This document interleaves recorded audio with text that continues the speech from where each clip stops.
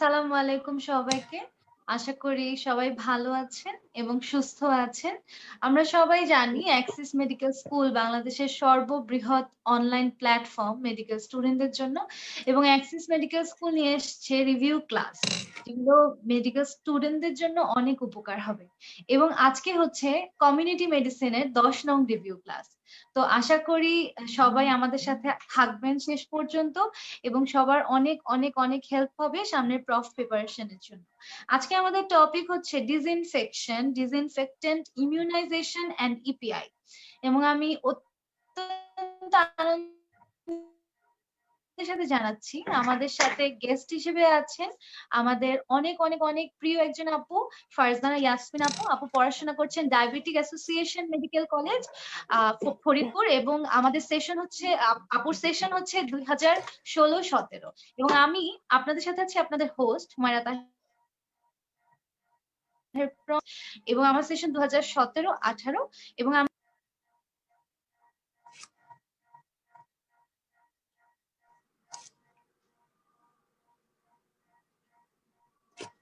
প্রমি, তোমার কথা শোনা যাচ্ছে না। আসসালামু আলাইকুম সবাইকে। আমি অত্যন্ত দুঃখিত, আমার মনে হচ্ছে আমার মাইকটা মিউট ছিল এতক্ষণ ধরে। আপু আপনি কি শুনতে পাচ্ছেন? মিউট ছিল না, শোনা গেছে, লাস্টের একটু কথা শোনা যায় নাই। আচ্ছা ঠিক আছে, আমি অত্যন্ত দুঃখিত। আমি আবারও বলছি, আমি ফারজানা ইয়াসমিন আপুকে আজকে অনুরোধ করছি ক্লাসটা শুরু করার জন্য। আপু পড়াশোনা করছেন diabetic association medical college Faridpur. আপুর সেশন 2016-17। এবং আপু আপনি ক্লাসটা শুরু করে ফেলেন। আসসালামু আলাইকুম সবাইকে। আজকে আমাদের টপিকসটা হচ্ছে ডিসইনফেকশন এন্ড স্টেরিলাইজেশন। ধন্যবাদ প্রমি তোমাকে এত সুন্দর একটা ইন্ট্রোডাকশনের জন্য। তো আমরা আজকে আমাদের টপিকটি শুরু করি। আজকে ফার্স্টে আমরা যেটা দিয়ে শুরু করব সেটা হলো ডিসইনফেকশন। ডিসইনফেকশন থেকে ফার্স্টে আমরা ডেফিনেশনটা একটু পড়বো। ডিসইনফেকশন জিনিসটা আসলে কি? এটা হচ্ছে তোমার আমাদের যে ইনফেকশিয়াস এজেন্টস গুলো আছে সেগুলাকে কিল করব আমরা আউটসাইড দ্য বডি। কিভাবে কিল করব? কোনো কেমিক্যাল বা ফিজিক্যাল এজেন্টস দ্বারা। তার ডেফিনেশনটা কি হবে? It is the killing of infectious agents outside the body by direct exposure to chemical or physical agents. আচ্ছা, তো এখানে কিন্তু যেটা মাথায় রাখতে হবে, আমরা বলছি যে আমরা এটা আউটসাইড দ্য বডি করছি, মানে এটা আমাদের ইনসাইড দ্য বডি বা আমাদের স্কিনের জন্য না। আমাদের বডির বাইরে যেসব জড় বস্তু মানে ইনঅ্যানিমেট অবজেক্টস গুলো, সেগুলো আমরা সাধারণত ডিসইনফেকশন করে থাকি। ডিসইনফেকশনের টাইপস গুলো আমাদের পড়তে হবে। টাইপস এর ভিতরে তিনটা টাইপস আছে। একটা হলো প্রিকারেন্ট আর prophylactic disinfection, concurrent disinfection and terminal disinfection. Precurrent বা প্রোফাইল্যাকটিক ডিসইনফেকশন মানেটা কি? এটা আসলে যে কোনো একটা পেশেন্টের যখন ইনফেকশন ডেভেলপ করবে, সেই ইনফেকশনটা ডেভেলপ করার আগেই যদি আমরা ডিসইনফেকশন করতে পারি, সেটা হলো প্রিকারেন্ট ডিসইনফেকশন।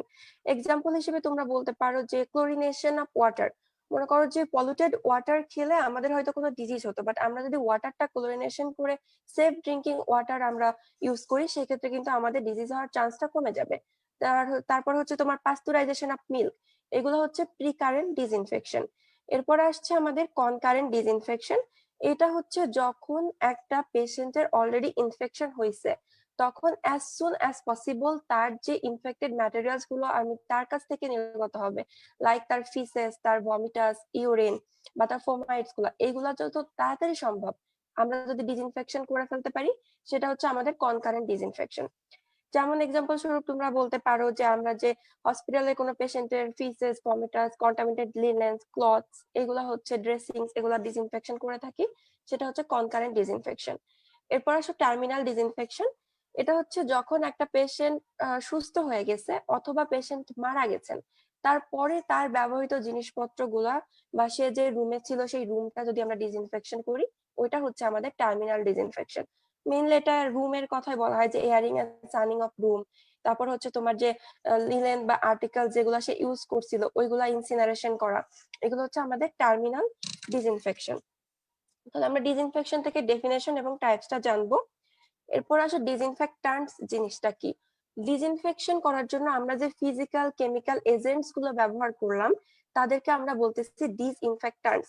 ডিসইনফেক্ট্যান্ট জিনিসটার ক্ষেত্রে দুটা জিনিস মাথায় রাখতে হবে। একটা হচ্ছে এটা কিন্তু ব্যাকটেরিয়াকে কিল করার সাথে সাথে যে ব্যাকটেরিয়ার স্পোর গুলাকেও কিল করতে পারবে এমনটা না, স্পোর কিল করতেও পারে নাও পারে। আর আরেকটা হচ্ছে এটা সবসময় ইনঅ্যানিমেট অবজেক্টস এর উপরে ইউজ করা হয়, মানে জড় বস্তুর উপরে। আমরা আমাদের স্কিনে ডিসইনফেক্ট্যান্টস গুলো ইউজ করতে পারবো না। আচ্ছা, এরপর হচ্ছে টাইপস এর ভিতরে আছে natural, physical, chemical and gaseous. সবগুলো থেকে আমরা কয়েকটা নাম জানবো, কারণ ডিসইনফেক্টেন্ট আমাদের ওভাবে রিটেনে আসে না। তো আমরা জাস্ট কয়েকটা নাম জেনে রাখবো। যেমন হচ্ছে ন্যাচারাল এজেন্টস এর মধ্যে আছে সানলাইট, এয়ার। ফিজিক্যালের মধ্যে আছে তোমার হট এয়ার ওভেন, তারপরে বয়েলিং, অটোক্লেভিং। কেমিক্যালের মধ্যে কমন কয়েকটা নাম তোমরা বলতে পারো, যেমন Savlon, bleaching powder, sodium hypochlorite, ethyl alcohol, এগুলা। গ্যাসিয়াসের মধ্যে ফর্মালডিহাইড গ্যাস, তারপরে হাইড্রোজেন সায়ানাইড গ্যাস, এরকম কয়েকটা জাস্ট আমরা নাম জানলেই হবে। তো ডিসইনফেক্ট্যান্টস কথাটা বললেই সাথে আরেকটা টার্ম চলে আসে, সেটা হলো অ্যান্টিসেপটিক। অ্যান্টিসেপটিক জিনিসটা কি? এটাও একটা সাবস্টেন্স যেটা কিনা ওই মাইক্রো অর্গানিজমকে কিল করে অথবা তাদের গ্রোথটাকে ইনহিবিট করে। বাট এটার সাথে ডিসইনফেক্টের সাথে ডিফারেন্সটা হলো এটা আমরা স্কিনে ইউজ করতে পারি, আমাদের বডি সারফেসে আমরা এটা ইউজ করতে পারি, কিন্তু আমরা ডিসইনফেক্টটা ইউজ করতে পারতেছিলাম না। তো সেই ক্ষেত্রে এখানে একটা ডিফারেন্স চলে আসে, যে মানে এক্সামে আসতে পারে difference between disinfectant and antiseptic. তো ওই যে বললাম, একটা হচ্ছে তোমার আমরা ইনঅ্যানিমেট অবজেক্ট ইউজ করি, একটা আমাদের স্কিনে ইউজ করতে পারি। ডিসইনফেক্টেন্ট যেটা, ওইটাতে কেমিক্যাল কনসেন্ট্রেশনটা অনেক হায়ার থাকে, কিন্তু আমাদের অ্যান্টিসেপটিকে কেমিক্যাল কনসেন্ট্রেশনটা লোয়ার থাকে। সো ডিসইনফেক্টেন্টটা অনেক স্ট্রং কেমিক্যাল, আর এটা হচ্ছে তোমার মাইল্ড কেমিক্যাল। তারপর ডিসইনফেক্টরটা তোমার ডিজিজ প্রডিউসিং মাইক্রো অর্গানিজম গুলোকে এক্সপোর্ট ছাড়া সম্পূর্ণ কিল করতে পারে। অ্যান্টিসেপটিক কিন্তু কিল করতেও পারে, আবার জাস্ট গ্রোথটাকে ইনহিবিট করতেও পারে। আবার কয়েকটা এক্সাম্পল দিয়েও আমরা একটা ডিফারেন্স তৈরি করতে পারি, এরকম কয়েকটা ডিফারেন্স আমরা এখান থেকে বলে দিব। আচ্ছা, তো আমরা নেক্সটে যাই। নেক্সটে আমাদের হচ্ছে স্টেরিলাইজেশন। স্টেরিলাইজেশনটা হচ্ছে একটা মানে অ্যাবসোলিউট প্রসেস। আমরা যখন একটা অবজেক্টকে কমপ্লিটলি ফ্রি করতে পারবো মাইক্রো অর্গানিজম থেকে, সেটা হতে পারে ব্যাকটেরিয়া, ব্যাকটেরিয়ার spore, virus, Parasite, fungus, fungus spore, সব টাইপের প্যাথোজেনিক এন্ড নন প্যাথোজেনিক, সব টাইপের আমরা মাইক্রো অর্গানিজম থেকে যখন একটা অবজেক্টকে কমপ্লিটলি ফ্রি করতে পারবো, সেই প্রসেসটাকে আমরা বলতেছি স্টেরিলাইজেশন। স্টেরিলাইজেশন থেকে আমাদের ডেফিনেশনটা জানতে হবে, আর তার সাথে হচ্ছে তোমার মেথড। মেথড যেটা, এখানে ব্রড হিডিং এ দুইটা মেথড বলা হয়, ফিজিক্যাল এন্ড কেমিক্যাল। এর মধ্যে আবার অনেকগুলা মেথড মানে আছে, আমরা একটা একটা করে একটু জানবো। ফিজিক্যাল মেথডের মধ্যে আছে হচ্ছে আমাদের হিট, রেডিয়েশন এন্ড ফিল্ট্রেশন। হিটকে আবার আমরা দুইটা ভাগে ভাগ করতে পারি, dry heat and moist heat. Dry heat যেমন হচ্ছে তোমার ফ্লেমিং, ফ্লেমিং বলতে জাস্ট হচ্ছে তোমার আমরা যে আগুনের যে ফ্লেমটা ওইটা ইউজ করে থাকি। যেমন হচ্ছে তোমার কালচার বটলের যে কর্ক থাকে ওইটা স্টেরিলাইজ করার জন্য ফ্লেমিং ইউজ করা হয়। এরকম দু একটা এক্সাম্পল আমাদের জানতে হবে। তারপর হচ্ছে রেড হিট। রেড হিটটাও হচ্ছে তোমার ওই ফ্লেমিং এর মতোই। এটা হচ্ছে তোমার সাধারণত ইনকুলেটিং ওয়্যার লুপ, যেটা ইনকুলেটিং ওয়্যার লুপটা হচ্ছে আমাদের কালচার করার সময় লাগে, ওইটা স্টেরিলাইজ করার জন্য রেড হিট ইউজ করা হয়। আরেকটা আছে ড্রাই হিটের মধ্যে হট এয়ার ওভেন।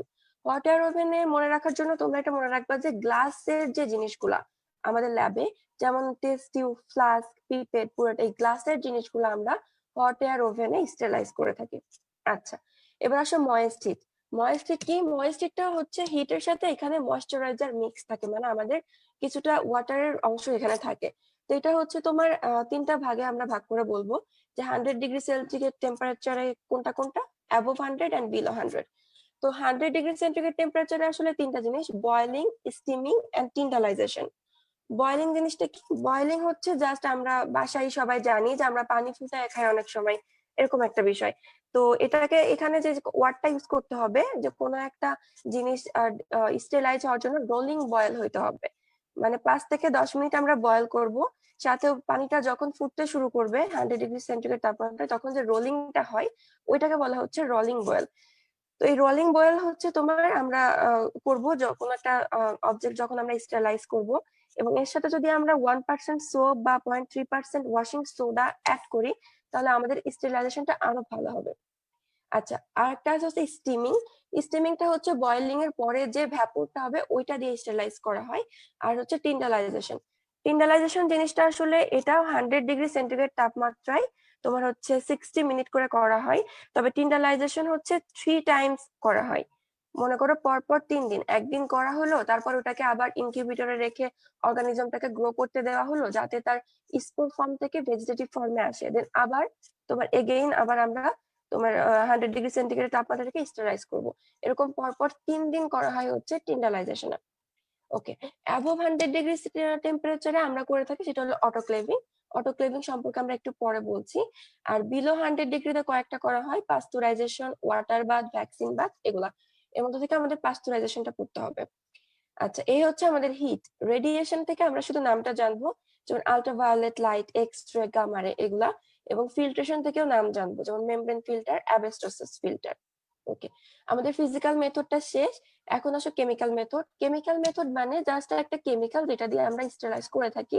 এটা আসলে স্পেশাল কোনো মেথড নেই, এখানে শুধু কেমিক্যালের নামগুলো আমাদের জানতে হবে।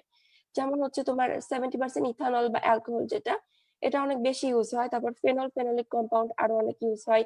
অক্সিডাইজিং এজেন্টস, হ্যালোজেন, এগুলো ইউজ হয়। এগুলো সবই হচ্ছে আমাদের কেমিক্যাল গুলোর নাম, যেগুলো কেমিক্যাল মেথডস এর মধ্যে বলা হয়েছে। এখন এখানে একটা কোশ্চেন আসে যে methods by which an object is made free from spore.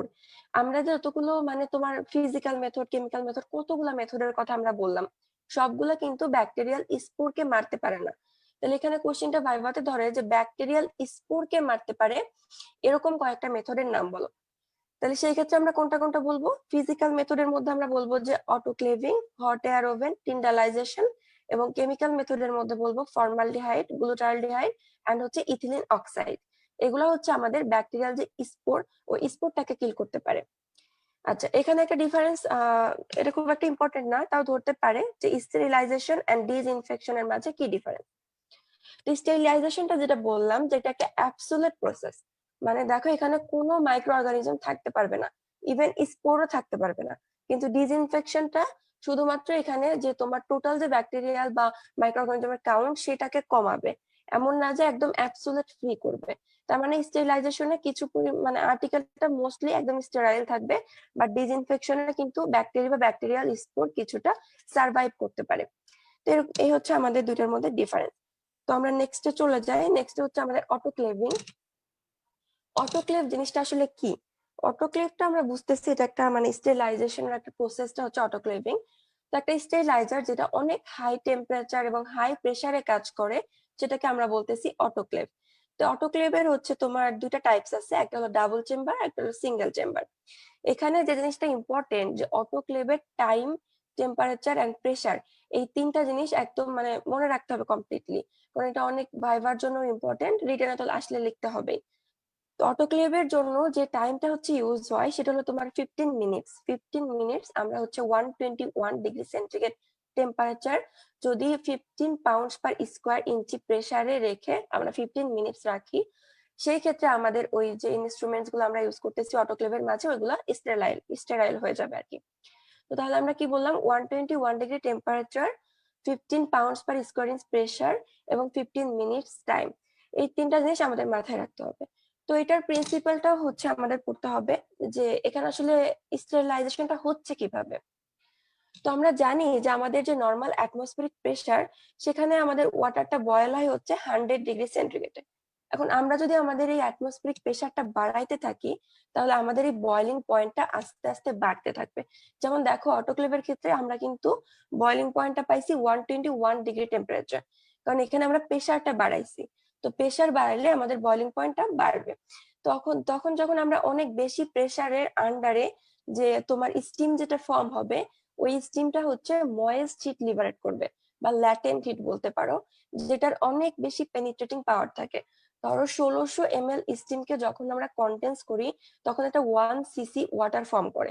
তো অনেক বেশি ল্যাটেন্ট হিট এখানে কিন্তু প্রডিউস হচ্ছে, যে ল্যাটেন্ট হিটটা ব্যাকটেরিয়াকে বা আদার্স মাইক্রো অর্গানিজমকে অনেক ভালোভাবে কিল করতে পারে। এটাই হচ্ছে আমাদের অটোক্লেভের মেন প্রিন্সিপাল। তো অটোক্লেভের ইউজটা একটু জানতে হবে যে আমরা কোথায় ইউজ করি। এটা মেইনলি আমরা হসপিটাল এবং ল্যাবরেটরি প্র্যাকটিসে ইউজ করে থাকি। হসপিটালে যে ইনস্ট্রুমেন্টস গুলো আমরা তোমার সার্জিক্যাল ইনস্ট্রুমেন্টস গুলো ইউজ করি, ওগুলো কিন্তু সবই অটোক্লেভ করা হয়, except sharp instruments. Sharp instruments গুলো বাদে মোটামুটি সব ইনস্ট্রুমেন্টস আমরা অটোক্লেভিং করি। এছাড়াও dressing, glove, syringe, others instruments গুলা আমরা করতে পারি। তো সেই ক্ষেত্রে হচ্ছে অটোক্লেভটা হসপিটাল এবং ল্যাবরেটরি প্র্যাকটিসের জন্য খুবই গুরুত্বপূর্ণ। ওকে, তারপরে আসো এখানে একটা কোশ্চেন অনেক সময় ভাইভাতে ধরে যে moist heat is better than dry heat, কেন? যেটা আমরা বললাম যে অটোক্লেভের ক্ষেত্রে কিন্তু ময়েস্ট হিট প্রডিউস হয় বা ল্যাটেন্ট হিট। তো এটা হচ্ছে আমাদের ড্রাই হিট থেকে ভালো, কারণ এটার অনেক বেশি তোমার পেনিট্রেটিং পাওয়ার থাকে। তারপরে এটা হচ্ছে তোমার যে ব্যাকটেরিয়া গুলো মোর সাবসেপ্টিবল টু ময়েস্ট হিট। যেমন যেটা বললাম যে অনেক বেশি স্টিম যখন আমরা কনডেন্স করি তখন মাত্র 1 cc ওয়াটার হচ্ছিল, তো সেই ক্ষেত্রে অনেক বেশি কিন্তু ল্যাটেন্ট হিট প্রডিউস হচ্ছিল। তো এটা ব্যাকটেরিয়াকে কিল করতে পারতেছে সহজে। এই জন্য আমরা যে ল্যাটেন্ট হিটটা হচ্ছে এটা কোয়াগুলেশন করে এবং ডিনেচারেশন করে এনজাইমটা, ব্যাকটেরিয়াল এনজাইম এবং আদার মাইক্রো অর্গানিজমের যে এনজাইম এবং স্ট্রাকচারাল প্রোটিন থাকে সেগুলোকে কোয়াগুলেশন করে ফেলে এবং ডিনেচারেশন করে ফেলে, যার ফলে অনেক ভালোভাবে ব্যাকটেরিয়াকে কিল করতে পারে। তো এটা ভাইভাতে অনেক সময় ধরতে পারে যে ময়েস্ট হিট কেন বেটার। আচ্ছা, এরপরে আমাদের টপিক হচ্ছে পাস্তুরাইজেশন। পাস্তুরাইজেশনটা হচ্ছে মেইনলি পাস্তুরাইজেশন অফ মিল্ক, আমরা মিল্কের ক্ষেত্রে এটা করে থাকি। এটা ডেফিনেশনটা দেখতে পাচ্ছ যে এখানে হচ্ছে আমরা মিল্কটাকে হিট দেব এমন একটা টেম্পারেচারে এবং এমন একটা সময় ধরে যাতে আমাদের ওই মিল্কের মধ্যে যত প্যাথোজেন ছিল সবগুলা কিল হয়ে যায়, কিন্তু আমাদের ওই মিল্কের composition, flavour, nutritive value, texture এগুলাতে যাতে কোনো রকম প্রবলেম না হয়। তো এটা হচ্ছে তোমার পাস্তুরাইজেশনের মেইন তোমার হচ্ছে মেথড বলতে পারো, যে আমরা এমন একটা সময় এবং এমন একটা টেম্পারেচারে হিটিংটা করছি যাতে আমাদের মিল্কের কম্পোজিশন, ফ্লেভার, নিউট্রিটিভ ভ্যালু কোনো কিছুতে কোনো চেঞ্জ না আসে। আচ্ছা, এখান থেকে আমরা মেথডটা দেখবো। 3টা মেথড আছে, হোল্ডার বা ভ্যাট মেথড, এইচটিএসটি মানে আলট্রা না sorry high temperature short time method, এবং ইউএসটি হচ্ছে আলট্রা হাই টেম্পারেচার মেথড। তো ফার্স্টে যেটা বলবো হোল্ডার ভ্যাট মেথড, যেটা এটা হচ্ছে আমাদের রুরাল এরিয়াতে ইউজ করা হয়, আমাদের সিটিতে সাধারণত এটা ইউজ করা হয় না। তো এখানে 63 to 66 ডিগ্রি সেলসিয়াস টেম্পারেচারে 30 মিনিট পর্যন্ত এটা হচ্ছে তোমার হিটিং করা হয় এবং ফাইনালি এটা 5 ডিগ্রি সেলসিয়াসে কুল করা হয়। তো এটা হলো আমাদের হোল্ডার ভ্যাট মেথড। আর এইচটিএসটি মেথড যেটা, এটা হচ্ছে তোমার অনেক র্যাপিডলি করা হয়, এখানে টেম্পারেচারটা প্রায় 72 ডিগ্রি সেন্টিগ্রেডে রাখা হয়, আবার র্যাপিডলি কুল করে 4 ডিগ্রি সেন্টিগ্রেডে আনা হয়। আর আলট্রা হাই টেম্পারেচার মেথড যেটা, এটা মানে মোর র্যাপিড ফেজ, এটা জাস্ট 2টা ফেজে করা হয়। ফার্স্ট ফেজে এটাকে 125 ডিগ্রি সেন্টিগ্রেড মানে এতটা বেশি টেম্পারেচারে বয়ল করা হয়, এবং পরবর্তীতে সেকেন্ড ধাপে অনেক দ্রুত এটাকে তোমার কুলিং করা হয়। তো এই 3টা ধাপে মানে 3টা যে মেথড বললাম, এই মেথড 3টার কোনটায় কতটা টেম্পারেচার ইউজ করতেছি এবং কতটা টাইম রাখতেছি এটা আমাদের মনে রাখলেই হবে। আচ্ছা, তো আমরা তাহলে নেক্সটে যাই। পাস্তুরাইজেশনটা কিন্তু হচ্ছে তোমার রিটেনের জন্য ইম্পর্টেন্ট ছিল, তো ওইটা আমরা রিটেনের জন্য একটু ভালো মতো পড়বো। নেক্সট আমাদের টপিক হচ্ছে নজোকোমিয়াল বা হসপিটাল অ্যাকোয়ার্ড ইনফেকশন। এই জিনিসটা আসলে কি? এটা হচ্ছে যে কোনো ইনফেকশন যেটা যদি হসপিটাল বা আদার হেলথ কেয়ার ফ্যাসিলিটিস থেকে আমাদের হয়ে থাকে সেটাকে আমরা বলতেছি নজোকোমিয়াল বা হসপিটাল অ্যাকোয়ার্ড ইনফেকশন, যেটা হসপিটাল বা আদার হেলথ কেয়ার ফ্যাসিলিটিস বা হসপিটাল রিলেটেড যে কোনো কিছু থেকে হতে পারে। তো সাধারণত এখানে কি টাইপের হচ্ছে তোমার ইনফেকশনটা হয়? সাধারণত মোস্টলি যেটা হয় সেটা হলো নিউমোনিয়া আর ইউরিনারি ট্র্যাক্ট ইনফেকশন। এছাড়াও সার্জিক্যাল ওন্ডে ইনফেকশন, হেপাটাইটিস বি এগুলা হতে পারে। তো ইনফেকশনটা আসলে হসপিটালে অ্যাডমিশন হওয়ার 48 আওয়ার্স এর মাঝেও হতে পারে, আবার হসপিটাল থেকে তুমি ডিসচার্জ হয়ে গেছো তার 3 দিনের মাঝেও হতে পারে। তো এখানে মেইনলি হসপিটাল থেকে ইনফেকশনটা হওয়ার কারণ হচ্ছে আমাদের হসপিটালে কিন্তু অনেক টাইপের প্যাথোজেন থাকে, কারণ সব টাইপের পেশেন্ট এখানে আসে, তো সহজেই কিন্তু একজনের কাছ থেকে অন্যজনের কাছে যেতে পারে। তো কিছু প্যাথোজেন যারা এই যে নিউমোনিয়া, ইউটিআই এগুলো করতেছে, এরা হচ্ছে এই টাইপ মানে অনেকদিন ধরে হসপিটালের ফ্লোরে বা আদার জায়গা এরা সার্ভাইভ করতে পারে, যার কারণে সহজেই অন্য পেশেন্টের কাছে যে এটা নজোকোমিয়াল ইনফেকশন করতে পারে। আচ্ছা, এখন হচ্ছে এটা প্রিভেন্ট করার জন্য আমাদের কি কি করতে হবে? প্রিভেনশনের জন্য হচ্ছে আমরা ফার্স্টে যেটা করবো সেটা হলো আইসোলেশন। ইনফেকশিয়াস এজেন্ট দ্বারা আক্রান্ত হয়েছে এমন পেশেন্ট যাদের থেকে ছড়াইতে পারে তাদেরকে আমরা আইসোলেশন করব। তারপরে যারা হসপিটাল স্টাফও যদি হয়, যে আমাদের কোনো ডক্টর, নার্স বা কারোর ইনফেকশিয়াস কোনো ডিজিজ হয়েছে তাদেরকেও আমরা আলাদা করে রাখার চেষ্টা করব। আচ্ছা, এরপরে যেটা করবো সেটা হলো হ্যান্ড ওয়াশিং। পেশেন্ট বা আমরা ডক্টর যারাই হোক সবার ক্ষেত্রে হ্যান্ড ওয়াশিং বা পার্সোনাল হাইজিন মেনটেন করে চলতে হবে, ডাস্ট কন্ট্রোল করতে হবে, তারপরে হসপিটালের জিনিসগুলো ভালোভাবে ডিসইনফেকশন করতে হবে, ড্রপলেট ইনফেকশন কন্ট্রোল করতে হবে। এগুলো করলে আমরা মোটামুটি প্রিভেন্ট করতে পারবো। তো আমাদের ফার্স্টে যে চ্যাপ্টারটা ছিল আজকে যে তোমার ডিসইনফেকশন এন্ড স্টেরিলাইজেশন, এটা থেকে আমরা মোটামুটি এই টপিক গুলো পড়বো। তো এখন কোনো কোশ্চেন থাকলে বলো, নাহলে আমরা ইমিউনিটিতে যাবো আর কি। আপু আপনি তো অনেক কিছুর মাঝখানে ভাইভা কি কি লাগবে সেগুলো বলেছেন। তাও কোনো কিছু কি বাদ গিয়েছে কিনা সেটা একটু বল বলে দেন তাহলে যদি বাদ যেয়ে আচ্ছা, থাকে। ভাইবার জন্য তাহলে স্পেশালি বলি, ভাইবার জন্য আর অস্পির জন্য স্পেশালি বলতে গেলে আমাদের এই চ্যাপ্টারটা ইম্পর্টেন্ট। কারণ দেখো এখানে কিন্তু অনেক ইনস্ট্রুমেন্ট আছে, হ্যাঁ, যে কোনটা কিভাবে স্টেরিলাইজেশন করা হয়। যেমন ধরো আমাদের এটার জন্য আমি বলবো যে তোমরা যে যে মেডিকেলের সেই মেডিকেলে আমাদের কলেজে কোন কোন ইনস্ট্রুমেন্টটা আমাদের দেখাইছে ওইগুলা একটু ভালোভাবে দেখবা। যে মনে করো আমাদের অস্পিতে এই ইনস্ট্রুমেন্ট গুলো দেখাইছিল, তার মানে ওইগুলাই কিন্তু অস্পিতে থাকবে, তো ওইটা কোন মেথডে স্টেরিলাইজেশন করা হয় ওইটা তোমাদের ভালো মতো জানতে হবে। সবগুলাই জানতে হবে রিটেন ভাইবার জন্য, বাট অস্পির জন্য ওইগুলো ভালোভাবে জানতে হবে। মনে করো যে তোমার আমাদের কলেজে একটা সিরিঞ্জ দেখাইলো, তো সেই ক্ষেত্রে কিন্তু ডিসপোজেবল সিরিঞ্জ যেটা ওইটা দিয়ে দিতে পারে অস্পিতে, যে এটা কিভাবে স্টেরিলাইজ করা হয়। বা আদার্স একটা ইনস্ট্রুমেন্ট দিয়ে দিল যেটা কিভাবে স্টেরিলাইজ করা হয়। কিংবা অটোক্লেভের মেশিনটা দিয়ে দিল যে অটোক্লেভের প্রিন্সিপালটা লিখো। এরকম যেগুলো আমাদের নিজেদের কলেজে যার যার কলেজে যেগুলো থাকবে, মোটামুটি সবই থাকে, তাও যেগুলো দেখানো হয় ওইগুলো একটু বেশি ভাবে মানে বেশি ভালো করে জানতে হবে স্টেরিলাইজেশন প্রসিডিউর, তাহলে অস্পির জন্য কভার হবে। আর ভাইবার জন্য হচ্ছে মোটামুটি সবগুলা জিনিসেরই স্টেরিলাইজেশন কোনটা কোন মেথডে স্টেরিলাইজেশন করা হয় ওইটা জানতে হবে। যেমন তোমার হসপিটালের যেগুলো আমরা ড্রেসিং গ্লোভস মানে যেগুলো একদম ডিসকার্ডেড জিনিস, যেগুলো আর ব্যবহার করা হয় না, ওইগুলো আমরা ইনসিনারেশন করি। তারপরে তোমার সার্জিক্যাল ইনস্ট্রুমেন্টের মধ্যে শার্প ইনস্ট্রুমেন্ট বাদে বাকি সবগুলো আমরা অটোক্লেভিং করি। তারপরে গ্লাস ওয়্যার গুলো আমরা হট এয়ার ওভেনে করি।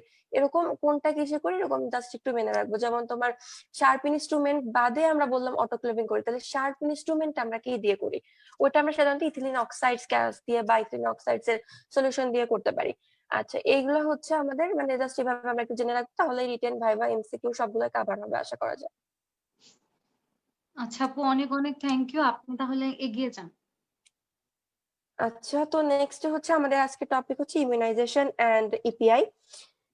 তো ফার্স্ট হচ্ছে আমাদের ইমিউনিটি রিলেটেড পড়াশোনা কিছুটা জানতে হবে। ইমিউনিটি জিনিসটা আসলে কি? আমাদের বডির ইমিউনিটি মানে হচ্ছে এটা আমাদের বডির নিজস্ব একটা অ্যাবিলিটি, যে আমাদের বডি আমাদের বাইরে থেকে যখন একটা মাইক্রো অর্গানিজম আমাদের বডিতে ঢুকবে, সে ওটাকে রিকগনাইজ করবে, ডিস্ট্রয় করবে এবং ইলিমিনেট করবে। মানে দেখো অনেকগুলো কাজ কিন্তু এখানে করছে, মাইক্রো অর্গানিজমটাকে রিকগনাইজ করতে হবে, তাকে ডিস্ট্রয় করতে হবে এবং ফাইনালি বডি থেকে ইলিমিনেশন করতে হবে। তাহলে এই যে তোমার প্রসেসটা, এই যে অ্যাবিলিটিটা আমাদের বডির, এটাকে আমরা বলতেছি আমাদের ইমিউনিটি। তো এক্ষেত্রে হচ্ছে যেগুলো আমাদের বডির জন্য ফরেন, আমাদের বডির নিজস্ব কম্পাউন্ড না, ফরেন কম্পাউন্ড, সেইগুলো হচ্ছে আমাদের ইমিউনিটি সাধারণত এক্সপেল করে দেয় আমাদের বডি থেকে। আচ্ছা, তো ইমিউনিটির টাইপসটা আমাদের জানতে হবে। এটা ফার্স্টে দুইটা ভাগে ভাগ করা হয়, innate or innate and acquired immunity. Innate immunity আসলে অনেকগুলো নাম আছে, innate or inborn or non specific immunity. আর অ্যাকোয়ার্ড কেও কিন্তু আবার অ্যাকোয়ার্ড আর অ্যাডাপ্টেড অর স্পেসিফিক ইমিউনিটি বলা হয়।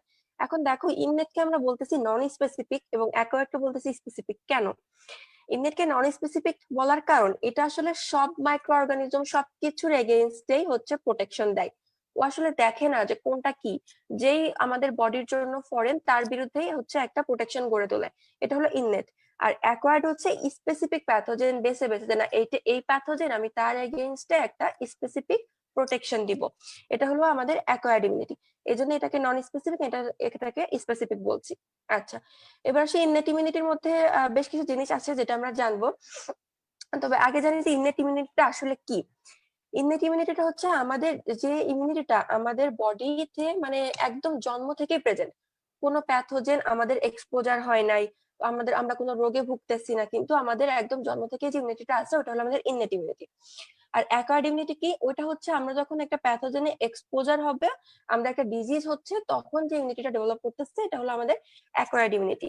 তো ইননেট ইমিউনিটির মধ্যে কয়েকটা জিনিস আছে, একটা হলো জেনেটিক কিছু কম্পোনেন্ট, তারপর মেকানিক্যাল কম্পোনেন্ট, যেমন আমাদের ইনট্যাক্ট স্কিন, মিউকোসিলিয়ারি মুভমেন্ট, কিছু রিফ্লেক্সেস, তারপরে হিউমেরাল কিছু জিনিস, যেমন হচ্ছে তোমার ব্যাকটেরিয়াল ফ্লোরা, বিভিন্ন সিক্রেশন, আমাদের বডির পিএইচ এগুলা। তারপরে সেলুলার, যেমন আমাদের নিউট্রোফিল, মনোসাইট, ম্যাক্রোফেজ। তো এই চারটা কম্পোনেন্ট আমরা ইননেটের মধ্যে বলবো, genetic, mechanical, humoral and cellular. তাহলে তারপর আসি হচ্ছে আমরা অ্যাকোয়ার্ড ইমিউনিটিতে।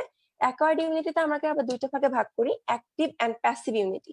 এই দুইটা ডিটেলসে বলবো, তার আগে আমরা জানি যে ইননেট ইমিউনিটি আর অ্যাকোয়ার্ড ইমিউনিটির মধ্যে আসলে ডিফারেন্সটা কোথায়। যেটা বললাম যে ইননেট ইমিউনিটি আমাদের প্যাথোজেন এক্সপোজার হওয়ার আগে থেকে থাকে, আর অ্যাকোয়ার্ডটা প্যাথোজেন এক্সপোজার হওয়ার পরে হচ্ছে আমাদের বডিতে ডেভেলপ করতেছে। তাহলে যে জিনিসটা আমাদের জন্ম থেকে আছে সেটা অবশ্যই কুইকার অ্যাকশন হবে, দ্রুত কাজ করবে। আর অ্যাকোয়ার্ড ইমিউনিটা অনেক আস্তে আস্তে স্লোয়ার কাজ করবে। তারপর ইননেট ইমিউনিটা হচ্ছে তোমার নন স্পেসিফিক, অ্যাকোয়ার্ডটা স্পেসিফিক। ইননেট ইমিউনিটা হচ্ছে তোমার ফিজিক্যাল ব্যারিয়ার বা এইগুলা হচ্ছে তোমার ইননেট ইমিউনিটির মধ্যে ইনক্লুডেড, কিন্তু অ্যাকোয়ার্ড ইমিউনিটি তো ওরকম কিছু নাই, সাধারণত অ্যান্টিবডি এটা কাজ করে। মানে ইননেট ইমিউনিটিটা মেমোরি সেল প্রডিউস হয় না, আবার acquired immunity memory cell produce হয়। এই যে কয়েকটা ডিফারেন্স বললাম, এগুলো মোটামুটি আমরা বলতে পারবো যে ইননেট ইমিউনিটি আর অ্যাকোয়ার্ড ইমিউনিটির মধ্যে পার্থক্যটা আসলে কি। এবার আসলে active immunity and passive immunity, যেটা অ্যাকোয়ার্ড ইমিউনিটির দুইটা ভাগ। অ্যাক্টিভ ইমিউনিটি হচ্ছে যখন অ্যান্টিজেন মানে আমাদের বডিতে এক্সপোজ হচ্ছে, তখন যেটা হচ্ছে সেটা হলো আমাদের অ্যাক্টিভ ইমিউনিটি। সেটা আমরা ভ্যাকসিনেশনের জন্য, দেখো ভ্যাকসিনেশন জিনিসটা আসলে কি, একটা অ্যান্টিজেন বা কোনো মানে ব্যাকটেরিয়া ভাইরাস থেকে কোনো একটা অংশ কিন্তু আমরা ভ্যাকসিন হিসেবে দিই, যেটা আমরা একটু পরে বলবো। তো এখানে কিন্তু আমাদের বডি প্যাথোজেনের এক্সপোজার হচ্ছে। তো এই ক্ষেত্রে যে ইমিউনিটি ডেভেলপ করবে সেটা হচ্ছে আমাদের অ্যাক্টিভ ইমিউনিটি। বা আমাদের যদি কোনো একটা ডিজিজ হয়, ক্লিনিক্যাল বা সাবক্লিনিক্যাল ইনফেকশন হয়, সেক্ষেত্রে কিন্তু আমাদের বডি প্যাথোজেনের এক্সপোজার হচ্ছে। তো সেক্ষেত্রে কি ডেভেলপ করবে, active immunity. But passive immunity জিনিসটা কি, এক্ষেত্রে হচ্ছে আমরা অন্য কোনো মানুষের বডিতে তৈরি একটা অ্যান্টিবডি বা ইমিউনোগ্লোবিনস নিয়ে এসে ট্রিটমেন্ট পারপোসে একটা পেশেন্টের বডিতে আমরা দিব। ওই পেশেন্টের বডিতে নিজে থেকে কিন্তু এটা উৎপন্ন হচ্ছে না, আমরা অন্য একটা জায়গা থেকে ওটা নিয়ে আসছি, অন্য একটা পেশেন্টের বডি থেকে ওটা নিয়ে আসছি। তো সেই ক্ষেত্রে হচ্ছে এটা আমাদের প্যাসিভ ইমিউনিটি। তো এই দুটো হলো হচ্ছে তোমার মেইন যে বেসিক পার্থক্য। যে অ্যাক্টিভ ইমিউনিটি কিভাবে আমরা অ্যাসিভ করতে পারি, এরকম একটা কোশ্চেন আছে যে অ্যাক্টিভ ইমিউনিটি কিভাবে বডিতে ডেভেলপ করতে পারো। সেক্ষেত্রে আমরা বলতে পারি যে following clinical infection, following subclinical infection, মানে আমাদের ডিজিজ হলে বডিতে অ্যাক্টিভ ইমিউনিটি হবে। এবং আরেকটা কি, ভ্যাকসিনেশন।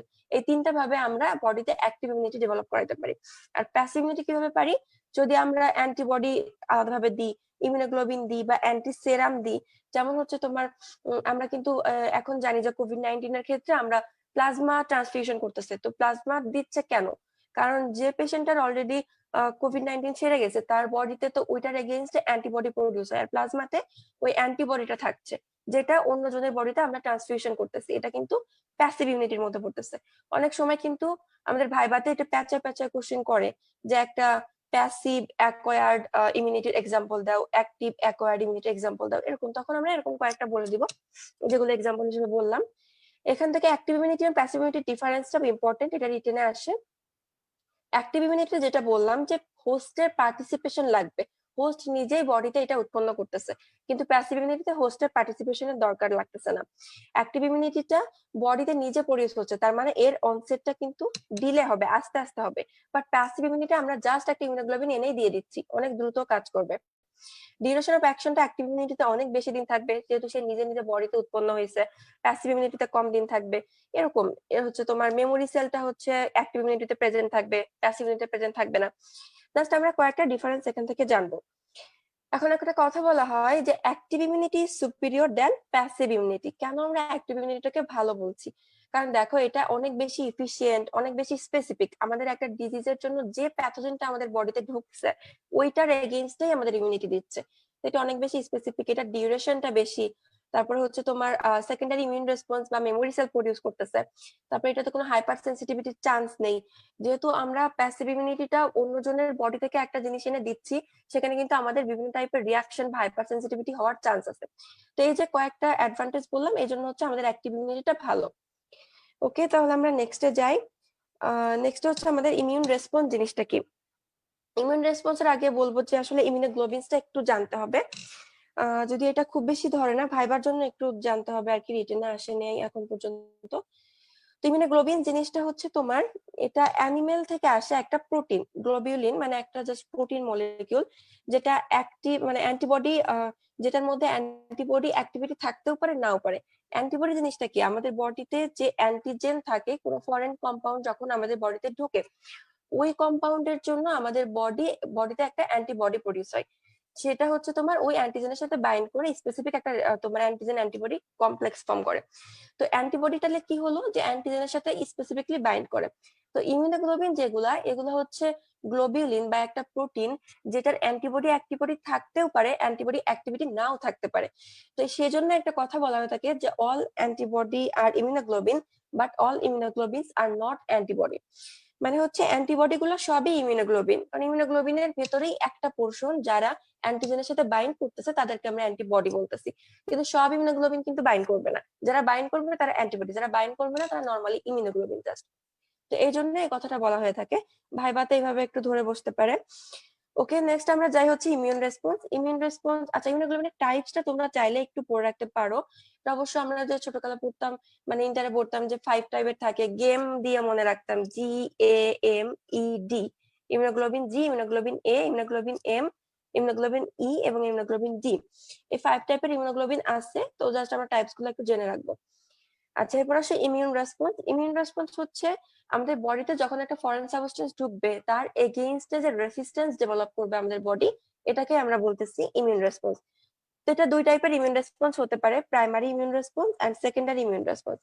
প্রাইমারি ইমিউন রেসপন্স যখন একটা অ্যান্টিজেন আমাদের বডিতে ফার্স্ট এক্সপোজার হবে, একদম প্রথমবার, তখন আমাদের বডিতে যে রেসপন্সটা হবে সেটাকে আমরা বলতেছি প্রাইমারি ইমিউন রেসপন্স। আর সেকেন্ডারি ইমিউন রেসপন্স কখন, যখন ওই প্যাথোজেনটা আমাদের বডিতে রি এক্সপোজার হবে, মানে দ্বিতীয়বারের মতো এক্সপোজার হচ্ছে, সেই ক্ষেত্রে আমরা বলতেছি সেকেন্ডারি ইমিউন রেসপন্স।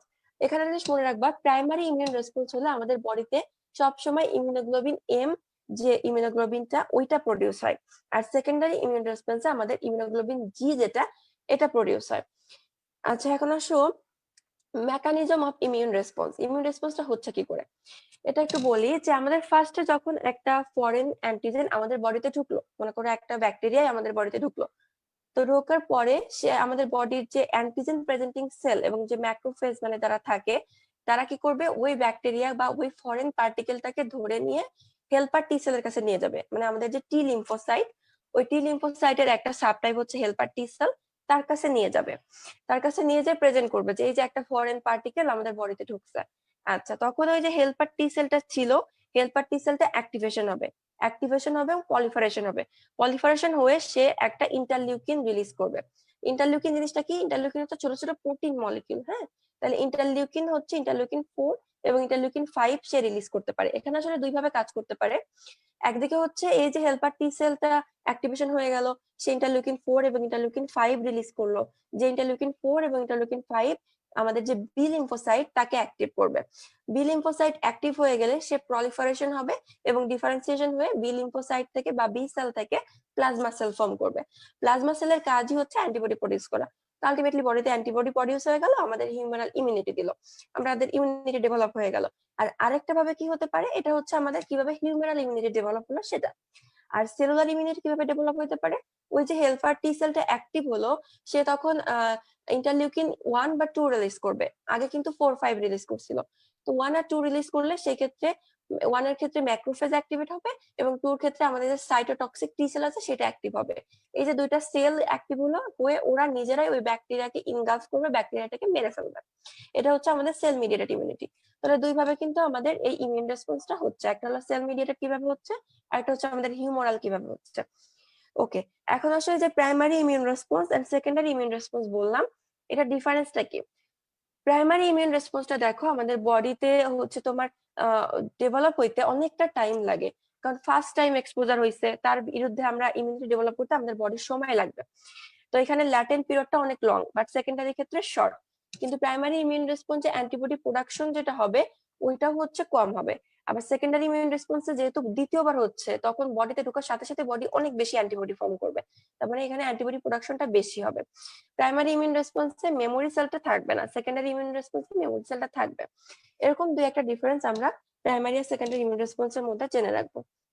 আচ্ছা, এরপর আসি আমরা একটা টপিক, এটা কমিউনিটি মেডিসিনের জন্য অনেক বেশি ইম্পর্টেন্ট। এতক্ষণ আমরা আসলে যেগুলো পড়লাম ওগুলো important, but mostly microbiology related. তো এখন হচ্ছে তোমার হার্ড ইমিউনিটি, যেটা হচ্ছে অনেক বেশি ইম্পর্টেন্ট রিটেন ভাইবা সবকিছুর জন্য। হার্ড ইমিউনিটি জিনিসটা কি আসলে? এরকম একটা জিনিস যে একটা কমিউনিটির অনেকগুলা পিপুলের মাঝে, মনে করো যে মনে করো একটা কমিউনিটির 80 to 90% পিপুলের ইমিউনাইজেশন করা আছে, একটা ডিজিজের এগেইনস্টে ভ্যাকসিন দেওয়া আছে। তো তাদের জন্য ওই যে কিছু পিপলের ভ্যাকসিন দেওয়া নাই, তাদেরও ইমিউনাইজেশন ডেভেলপ হবে, তাদের ক্ষেত্রে ওই ডিজিজটা রেসিস্টেন্স হবে আর হবে না। এই যে মেটারটা, এটাকে আমরা বলতেছি হার্ড ইমিউনিটি। মানে 70 to 80% পিপুলের যদি আমরা একটা কমিউনিটিতে তোমার হচ্ছে ইমিউনাইজেশন করতে পারি, ভ্যাকসিনেশন দিয়ে ফেলতে পারি, সেই ক্ষেত্রে বাকি যে 20-30% থাকে তারাও বেনিফিট পায়, কারণ তাদের থেকে ওই ইমিউনাইজেশনটা তাদের কাছে যাইতে পারে। এটা হচ্ছে আমরা হার্ড ইমিউনিটি বলতেছি। এই যে মেথডটা মানে যেভাবে যাচ্ছে বা যে তোমার রেজিস্ট্যান্স ডেভেলপ করতেছে, সবার মাঝে ইমিউনাইজেশন বেনিফিটটা হচ্ছে, এটাকে আমরা বলতেছি হার্ড ইমিউনিটি। তো হার্ড ইমিউনিটির এলিমেন্টসটা আমাদের জানতে হবে। হার্ড ইমিউনিটি কিভাবে হতে পারে? একটা হলো ক্লিনিক্যাল বা সাব ক্লিনিক্যাল ইনফেকশন হয়ে হতে পারে, যে ইনফেকশন হয়েছিল এখন অ্যান্টিবডি ডেভেলপ করছে, এখন হচ্ছে তোমার ইমিউনিটি ডেভেলপ করছে। আচ্ছা, আরেকটা হতে পারে যে আমরা ভ্যাকসিন বা ইমিউনাইজেশন দিয়ে ইমিউনিটিটা ডেভেলপ করাবো। এটা হচ্ছে আমাদের এলিমেন্ট। তো development of the hard immunity মানে যেটা বললাম যে কিভাবে হয়, যেটা এই যে হয় ইমিউনাইজেশনটা দিতে হবে, অথবা ক্লিনিক্যাল বা সাব ক্লিনিক্যাল ইনফেকশন হলেই হতে পারে। এছাড়াও হতে পারে যে আমরা যে ভেক্টর বা অ্যানিমেল রিজার্ভিওর যেগুলো আমাদের কমিউনিটিতে থাকে, ওইগুলাকে যদি ইলিমিনেশন করতে পারি, সেক্ষেত্রেও কিন্তু মানে ডিজিজটা ছড়াবে না। তাহলে এইভাবে হচ্ছে আমরা ডেভেলপ করতে পারি হার্ড ইমিউনিটিটা। এখন একটা কমিউনিটির মধ্যে হার্ড ইমিউনিটি ডেভেলপ হয়েছে কি হয় নাই, এটা তুমি বুঝবা কি করে, ডিটারমাইন করবা কি করে যে কমিউনিটিতে হার্ড ইমিউনিটি ডেভেলপ করছে কিনা? তার জন্য আমরা যেটা করতে হয় সেটা হলো সেরোলজিক্যাল সার্ভে। আমরা যদি সেরোলজিক্যাল সার্ভে করি, তাহলে আমরা দেখতে পারবো যে কত পার্সেন্ট মানুষের মধ্যে এই ইমিউনিটিটা ডেভেলপ করছে। সেটা যদি অনেকের মাঝে ডেভেলপ করে যায়, মানে অনেকগুলো পার্সেন্ট সবার মাঝে ডেভেলপ করে, 70 to 80% বেশি মানুষের, মানে আমরা 70 to 80 ইমিউনাইজেশন করছি কিন্তু ডেভেলপ করছে অনেকের মাঝে, তাহলে কিন্তু আমরা বলবো যে হার্ড ইমিউনিটি ডেভেলপ হয়েছে। ওকে, এখন হচ্ছে মেইনটেইন করব কি করে? হার্ড ইমিউনিটিটাতে আমরা একটা কমিউনিটিতে মেইনটেইন করব, তার জন্য আমাদের যেটা করতে হবে সেটা হলো অনগোয়িং ইমিউনাইজেশন প্রোগ্রাম। মানে আমাদের একটার পর একটা ইমিউনাইজেশন প্রোগ্রাম চালাতে হবে, তাহলে কিন্তু আস্তে আস্তে হার্ড ইমিউনিটিটা ডেভেলপ করবে। আর এখানে আরেকটা ভাইভা কোশ্চেন করতে পারে যে কোন কোন ডিজিজ হার্ড ইমিউনিটি দিয়ে ইরাডিকেট করা সম্ভব। এটা আসলে হচ্ছে ওই যে ডিপথেরিয়া, পলিওমাইলাইটিস এগুলা। কারণ পলিওমাইলাইটিসের যে ভ্যাকসিনটা, এগুলো হচ্ছে লাইভ ভ্যাকসিন, একটু পরে ভ্যাকসিন পড়ানোর সময় বলবো ইনশাল্লাহ। তো এইগুলো হচ্ছে তোমার হার্ড ইমিউনিটি ডেভেলপ করে, যার কারণে এই টাইপের ডিজিজ গুলো আমরা হার্ড ইমিউনিটির মাধ্যমে ইরাডিকেট করতে পারি। তো জাস্ট এই দুটা নাম মনে রেখো যে আমরা ইরাডিকেট করতে পারি এমন দুটা ডিজিজ হলো ডিপথেরিয়া আর পলিওমাইলাইটিস। আচ্ছা, তাহলে এখান থেকে আর কোনো কোশ্চেন না থাকলে আমরা ইমিউনাইজেশনে যাব। আপু, রিং ইমিউনিটি সম্পর্কে যদি একটু বলতেন। আচ্ছা, রিং ইমিউনিটিটা অনেকটা হার্ড ইমিউনিটির মতো, তবে এরকম যে ধরো আমাদের কমিউনিটিতে একটা পার্সনের ইনফেক্টেড হয়েছে একটা ডিজিজ দিয়ে, সেই ইনফেকশনটা যাতে অন্য কারোর কাছে না ছড়ায়, তার আশেপাশের সব পিপুল যদি ইমিউনাইজেশন থাকে, তাহলে কিন্তু অন্য কারোর কাছে ছড়াইতে পারবে না। মানে জাস্ট একটু কল্পনা করো যে একজনের ইনফেকশন হয়েছে কিন্তু তার আশেপাশের সবাই, ফ্যামিলি বা কমিউনিটির বাকি সবাই ইমিউনাইজড, তাদের ভ্যাকসিন দেওয়া আছে, সেক্ষেত্রে কিন্তু তার কাছে যাবে, মানে তার থেকে ছড়াবে কি করে? ছড়াইতে পারতেছে না। তো এই যে জাস্ট একটা রিং ফর্ম করলো যে ওই ডিজিজটা ছড়াতে পারছে না, আশেপাশে সবাই ইমিউনাইজড, সেই ক্ষেত্রে আমরা এই টাইপের ইমিউনিটিটাকে বলতেছি রিং ইমিউনিটি। এটা হচ্ছে তোমার অ্যাপ্লাই করা হয়েছিল আমাদের স্মল পক্স এরাডিকেশনের ক্ষেত্রে। তো একটা মাত্র এরাডিকেশন হয়েছে ডিজিজ, সেটা হলো স্মল পক্স, ওই ক্ষেত্রে হার্ড ইমিউনিটিটা মানে এটা অ্যাপ্লাই করা হয়েছিল। আচ্ছা, তাহলে আমরা নেক্সটে আগাই, ইমিউনাইজেশনে যাই। ইমিউনাইজেশন এন্ড ভ্যাকসিনেশন যেটা, এখান থেকে ফার্স্ট আমরা ইমিউনাইজেশন ডেফিনেশনটা পড়বো। ইমিউনাইজেশন জিনিসটা কি? আসলে এটা একটা টেকনিক, যে একটা টেকনিকের মাধ্যমে আমরা যে ইমিউনাইজিং এজেন্টটা আছে, ওই এজেন্টটা আমরা বডির ভেতরে আমরা জাস্ট দিব, যাতে আমাদের অ্যান্টিবডি প্রডিউস হয়, এবং ওই যে ডিজিজের মানে ডিজিজটার এগেইনস্টে আমরা অ্যান্টিবডিটা ফর্ম করলাম, ওইটা যাতে ডিজিজটাকে প্রিভেন্ট করতে পারে। মেইন কথা, একটা ইমিউনাইজিং এজেন্ট আমরা আমাদের বডিতে দিব, অ্যান্টিবডি প্রোডাকশন যাতে হয়। এটা হলো এই যে টেকনিক, এটাকে আমরা বলতেছি ইমিউনাইজেশন। ইমিউনাইজেশনটা হতে পারে হচ্ছে তোমার active immunization, passive immunization. Active immunization যেটা বললাম যে ভ্যাকসিন দিয়ে হতে পারে, ভ্যাকসিন দিলাম, তার এগেইনস্টে আমাদের যে যে ডিজিজের ভ্যাকসিন দিলাম ওই ডিজিজের এগেইনস্টে অ্যান্টিবডি ফর্ম হলো। আর প্যাসিভ ইমিউনাইজেশন কি হতে পারে? আমরা ইমিউনোগ্লোবিন বা একটু আগে যেটা বলছিলাম যে আদার্স বডি থেকে যদি অ্যান্টিবডি দিই বা অ্যান্টি সেরাম দিই, সেক্ষেত্রে হচ্ছে আমাদের প্যাসিভ ইমিউনাইজেশন। ওকে, তো এখন আসে হচ্ছে ভ্যাকসিন। তবে এখানে একটা জিনিস বলবো যে মানে ভ্যাকসিন করবো, ভ্যাকসিনেশন করবো, ভ্যাকসিনেশন এন্ড ইমিউনাইজেশন কিন্তু সেম থিং না, দুটা কিন্তু আলাদা আছে। ইমিউনাইজেশনের ভিতরে যেটা অ্যাক্টিভ ইমিউনাইজেশন, ওইটার একটা টাইপ হচ্ছে ভ্যাকসিনেশন। মানে ভ্যাকসিনেশনের ক্ষেত্রে আমরা শুধুমাত্র ভ্যাকসিন দিচ্ছি, বাট ইমিউনাইজেশন কিন্তু ভ্যাকসিন দেওয়া ছাড়াও ইমিউনোগ্লোবিন দিয়ে করা যায়, অ্যান্টিসেরা দিয়ে করা যায়। তার মানে ভ্যাকসিনেশনটা ইমিউনাইজেশনের জাস্ট একটা পার্ট, দুটা সেম থিং না। আচ্ছা, ভ্যাকসিন জিনিসটা কি? ভ্যাকসিন হচ্ছে একটা ইমিউনোবায়োলজিক্যাল সাবস্টেন্স, যেটা হচ্ছে তোমার এমন ভাবে প্রডিউস করা হয় যাতে এটা আমাদের বডির মধ্যে দিলেই আমাদের একটা প্রোটেকশন দেয়, একটা অ্যান্টিবডি ফর্ম করতে পারে।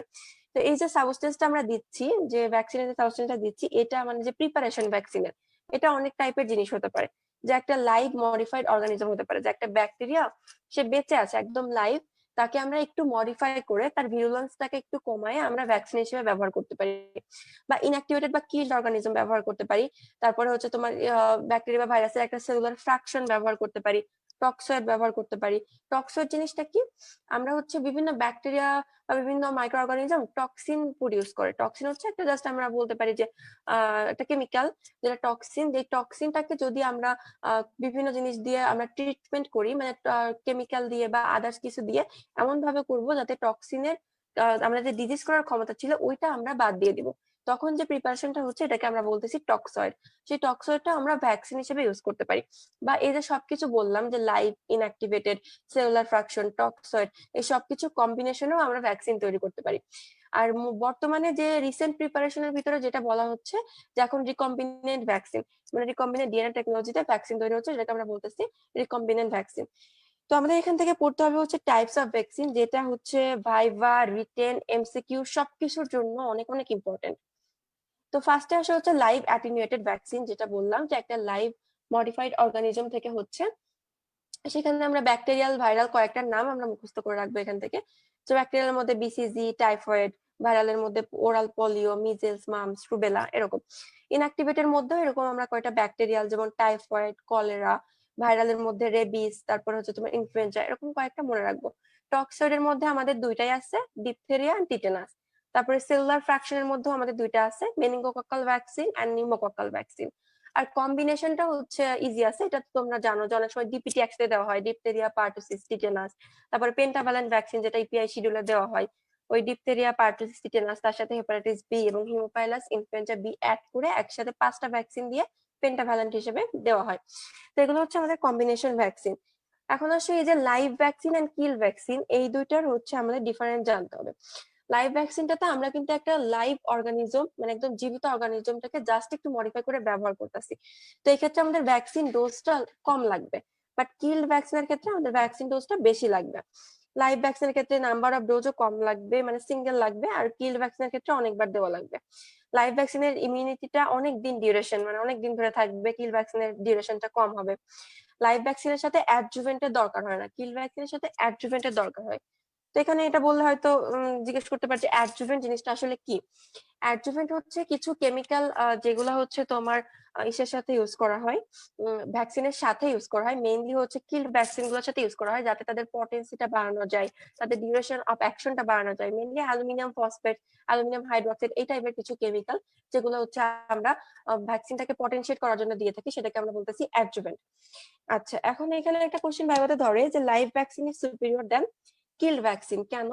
কারণ হচ্ছে দেখো, লাইভ ভ্যাকসিনের যে অর্গানিজমটা আমরা দিচ্ছি ওইটার ডোজটা কম লাগছে, ওটার ডিউরেশনটা অনেক বেশি দিন থাকছে। তারপরে হচ্ছে তোমার এটার আমাদের হোস্টের মধ্যে যে মাল্টিপ্লাই করতে পারে, তার কারণে এটার অ্যান্টিজেনিক যে প্রপার্টি ওটা অনেক বেড়ে যায়। তো এই জন্য অ্যান্টিবডি অনেক বেশি প্রডিউস হতে পারতেছে। তারপরে হচ্ছে তোমার এখানে both major and minor antigenic কম্পোনেন্টসটা প্রেজেন্ট থাকে।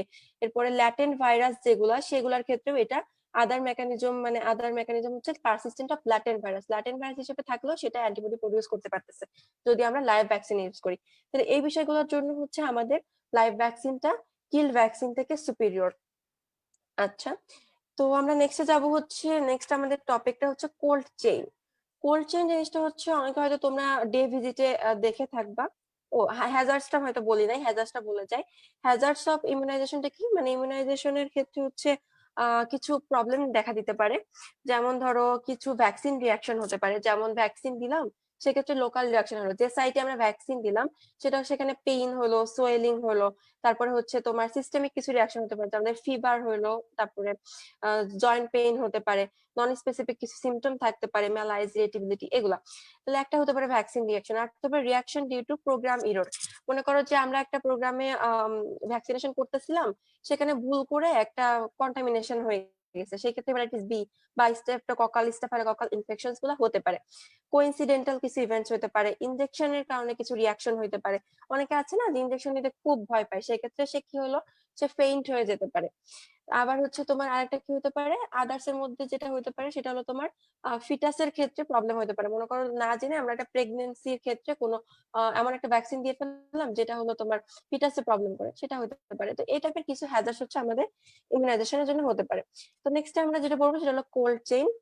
কোল্ড চেইনটা হচ্ছে আমাদের ডে ভিজিটে দেখানো হয়, ডে ভিজিটেই দেখায়। তো কোল্ড চেইন হচ্ছে আমাদের যে ভ্যাকসিনটা স্টোর করব এবং ভ্যাকসিনটাকে ট্রান্সপোর্ট করব তার জন্য একদম মানে হায়ার লেভেল থেকে, একদম ম্যানুফ্যাকচার লেভেল থেকে শুরু করে যে সাইটে আমরা ভ্যাকসিনটা দিচ্ছি ফিল্ড লেভেল পর্যন্ত সম্পূর্ণটা আমরা যে ভ্যাকসিনটাকে স্টোর এবং ট্রান্সপোর্ট করতেছি যে প্রসেসে, ওটাকে আমরা বলতেছি কোল্ড চেইন। তো কোল্ড চেইনের ডেফিনেশনটা পড়লাম, এটার পর হচ্ছে আমাদের এটার ইম্পর্টেন্সটা জানতে হবে। কোল্ড চেইনের ইম্পর্টেন্সটা গুরুত্বপূর্ণ, কারণ দেখো যদি কোল্ড চেইন মেইনটেইন না করা হয় তাহলে কিন্তু ভ্যাকসিন ফেলার হবে, ভ্যাকসিনটা নষ্ট হয়ে যেতে পারে, ঠিক মতো কাজ করবে না, সেই ক্ষেত্রে কিন্তু অনেক মানে বড় ধরনের হ্যাজার্ডস নেমে আসবে, যে অনেক ডিজিজ ফর্ম হবে। আমরা ভাবতেছি আমরা ভ্যাকসিন দিছি, বাট ভ্যাকসিনের হয়তো মানটা ঠিক নাই। আচ্ছা, কোল্ড চেইনের আরেকটা কাজ হচ্ছে কোল্ড চেইন ভ্যাকসিনের পটেন্সিটা ঠিক রাখে। তো সেই ক্ষেত্রে যদি কোল্ড চেইন ঠিকভাবে মেইনটেইন না হয় তাহলে ভ্যাকসিনের পটেন্সি কমে যাবে, ইমিউনাইজেশনটা কম হবে, মানে অ্যান্টিবডি প্রোডাকশনটা আমাদের বডিতে কম হবে, ইমিউনিটি কম ডেভেলপ করবে। ওকে, নেক্সট আসো কম্পোনেন্টস। কোল্ড চেইনের কম্পোনেন্টস এর মধ্যে আসলে তিনটা। একটা হলো cold chain equipment, transport and man power. Cold chain ইকুইপমেন্টটা আসলে একটু আলাদাভাবে আবার পড়তে হবে, যে ইকুইপমেন্টের মধ্যে কি কি আছে। ইকুইপমেন্টের মধ্যে যেটা আছে সেটা হলো তোমার কিছু ডিপ ফ্রিজেস, কিছু আইস লাইন রেফ্রিজারেটর যেটাকে আইএলআর বলা হয়, কিছু small deep freezers, cold box, vaccine carrier, day carrier, ice pack, এই টাইপের কিছু জিনিস হচ্ছে আমাদের কোল্ড চেইনের ইকুইপমেন্টের মধ্যে।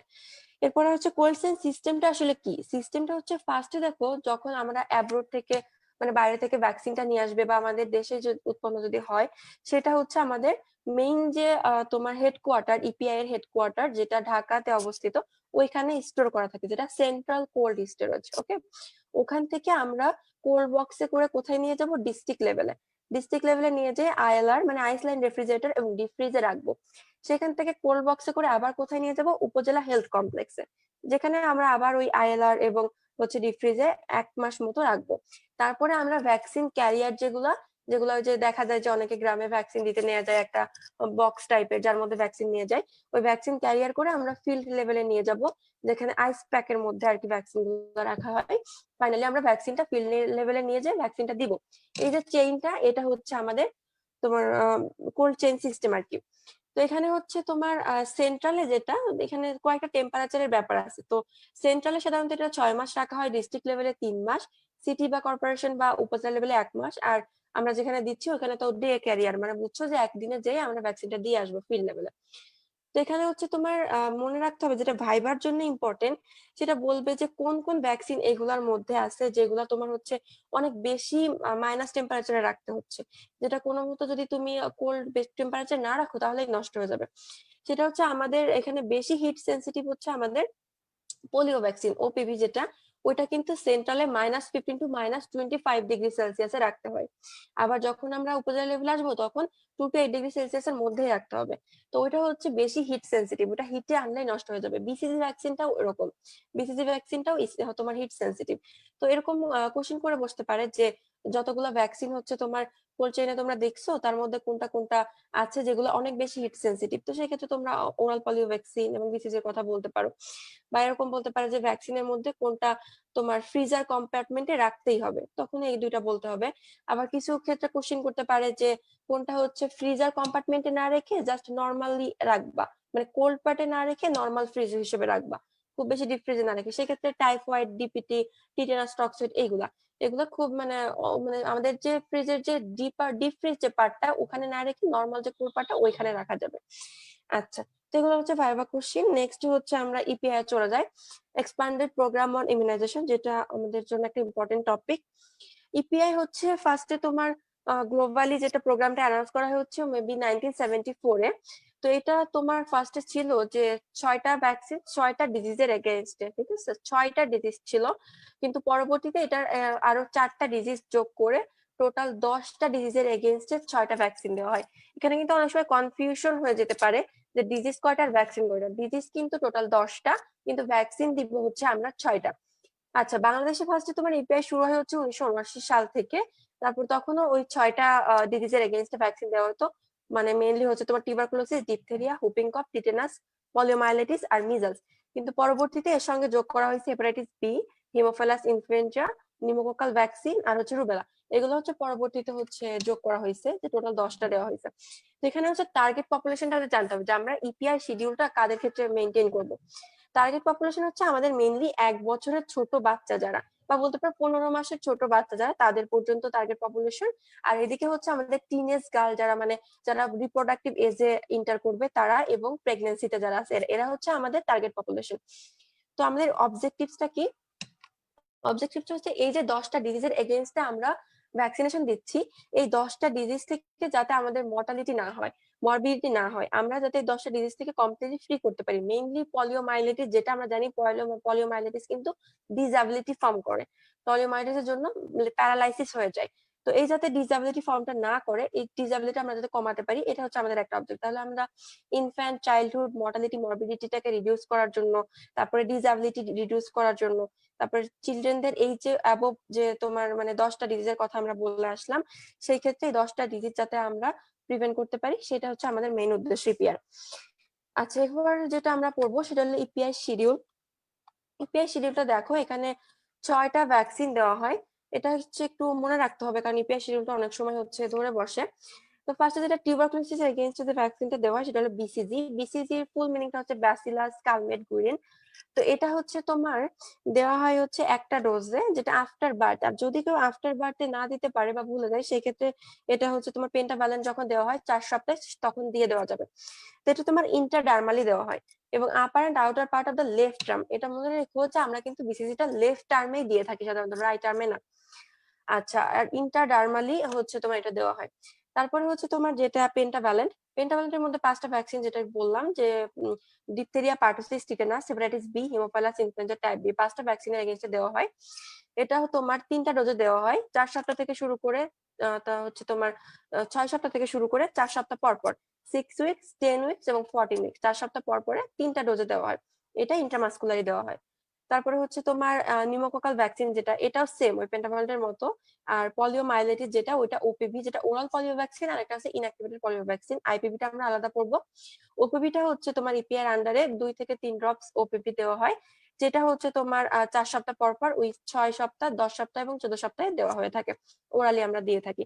আর যে মিজলস, রুবেলা এবং মিজলস এর যে ভ্যাকসিন গুলা, এইগুলা হচ্ছে আমরা সাবকিউটেনিয়াসলি দিয়ে থাকি, এবং হচ্ছে 0.5 ml, যেটা just after completion of 9 months, মানে 9 মান্থস এর পরে একটা দেওয়া হয় আর একটা 15 মান্থসে দেওয়া হয়। তো পুরো জিনিসটা সামারাইজ করে মনে রাখার জন্য আমাদের যেটা মনে রাখতে হবে যে বিসিজি ভ্যাকসিন একমাত্র যেটা 0.05 ml দেওয়া হয়, বাকি যে পেন্টাভ্যালেন্ট, পিসিভি, এমআর আর মিজেলস সবগুলো 0.5 ml দেওয়া হয়। আর ওপিভি তো বুঝছো যে 2 to 3 ড্রপস, এই গেল। আর যে তোমার পিসিবি আর হচ্ছে তোমার পেন্টাভ্যালেন্ট, এই দুটা কিন্তু আমরা দুইটা সেম, দুইটাই ইন্ট্রামাসকুলার, দুইটাই অ্যান্ট্রোল্যাটারাল অ্যাসপেক্ট অফ দ্য মিড থাই, এবং দুইটাই 3টা ডোজে দেওয়া হয়, 4 সপ্তাহ পর পর দেওয়া হয়। এইভাবে কম্বিনেশন করে মনে রাখতে হবে আমাদের, কারণ অনেকগুলো জিনিস তো। তাহলে আমাদের আর রুটের ক্ষেত্রে মনে রাখবো যে ইন্ট্রাডার্মালি দেওয়া হয় শুধুমাত্র বিসিজি, ইন্ট্রামাসকুলারে দেওয়া হয় হচ্ছে পেন্টাভ্যালেন্ট এন্ড পিসিভি, সাবকিউটেনাস দেওয়া হয় হচ্ছে এমআর আর মিজাস, আর ওরালি দেওয়া হচ্ছে ওপিভি। তো এইভাবে আমরা জাস্ট হচ্ছে সামারাইজ করে একটু মনে রাখবো, কারণ এটা হচ্ছে আমাদের রিটেনের জন্য লাগবে, তোমার ভাইবার জন্য লাগবে, ইভেন এটা এমসিকিউ তেও আসতে পারে যে কোনটা কোন সময় দেওয়া হয় বা কোন রুটে দেওয়া হয়।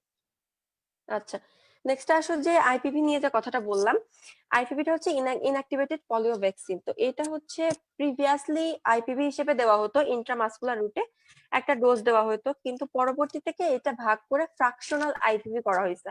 মানে টোটাল হচ্ছে 0.1 ml দেওয়া হতো তোমার আইপিভি তে, পরে এটাকে ভাগ করে 1/5 অফ দ্য টোটাল ডোজ দেওয়া হয় দুই ভাগে। দুই ভাগে দুটা ফ্র্যাকশনাল আইপিভি ডোজ দেওয়া হয়, একটা হলো 6 সপ্তাহে আর একটা হলো আমাদের 14 সপ্তাহে।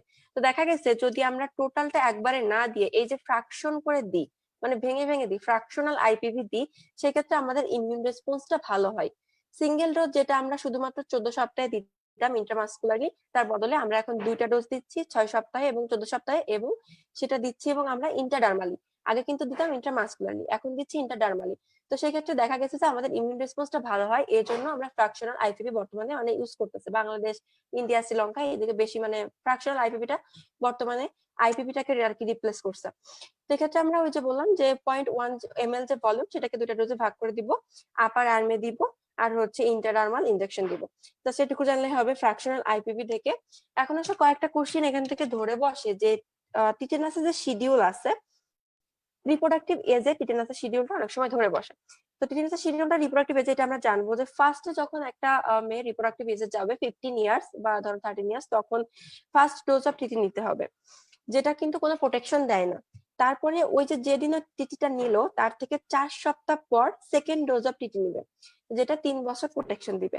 এরপর হচ্ছে তোমার 6 মাস পর সেকেন্ড ডোজ অফ টিটি থেকে 6 মাস পর থার্ড ডোজ অফ টিটি নিবে, যেটা 5 বছরের আমাদের ইমিউনাইজেশন দিবে, প্রোটেকশন দিবে আর কি। তারপর যে থার্ড ডোজ টিটি ছিল সেটা থেকে আমরা 1 বছর পর নিব হচ্ছে 4 নাম্বার ডোজ, যেটা আমাদের 10 বছর প্রোটেকশন দিবে। এবং ফাইনালি 4 নাম্বার ডোজ থেকে আবার 1 বছর পরে আমরা নিব হচ্ছে বুস্টার ডোজ বা 5 নাম্বার ডোজ, ফাইনাল ডোজ যেটা যেটা আমাদের লাইফ লং ইমিউনিটি দিবে।